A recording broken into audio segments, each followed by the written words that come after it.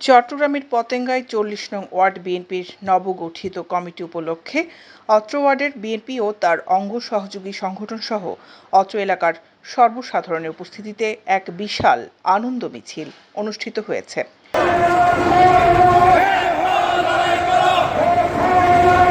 সোমবার ১৬ জুন বিকেলে নগরের পতেঙ্গার কে স্কয়ার হল থেকে মিছিলটি শুরু হয়ে কাঠগড়ের প্রধান সড়ক প্রদক্ষিণ করে স্টিল মিল গিয়ে মিছিলটি শেষ হয়।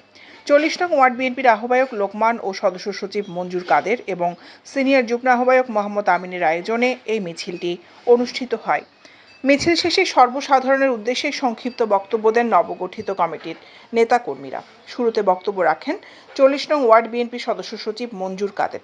মিছিল শেষে সংক্ষিপ্ত বক্তব্য প্রদানকালে তিনি বলেন, ৪০ নং পতেঙ্গা ওয়ার্ড বিএনপির নবগঠিত আহ্বায়ক কমিটি পেয়ে খুশি অত্র এলাকার সর্বস্তরের জনগণ। মহানগরের ৩৬টি ওয়ার্ডের ইতিমধ্যে সাংগঠনিক কমিটি ঘোষণা করা হয়েছে।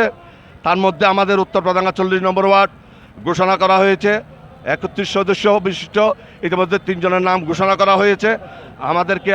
আমাকে সদস্য করে লোকমান ভাইকে আহ্বায়ক করে, আমিনকে সিনিয়র যুগ্ম আহ্বায়ক করে কমিটি ঘোষণা করা হয়েছে। উক্ত অনুষ্ঠানে আরো বক্তব্য দেন আহ্বায়ক মোহাম্মদ লোকমান। আমাদের কমিটি নিয়ে একটা শুভেচ্ছা মিছিল, আনন্দ মিছিল করতে চাইছিলাম। আজকে আমরা সুযোগ পাইছি, সেই সুযোগে আমরা আজকের আনন্দ মিছিলটা করে নিলাম। দৈনিক আজাদী নিউজ ডেস্ক।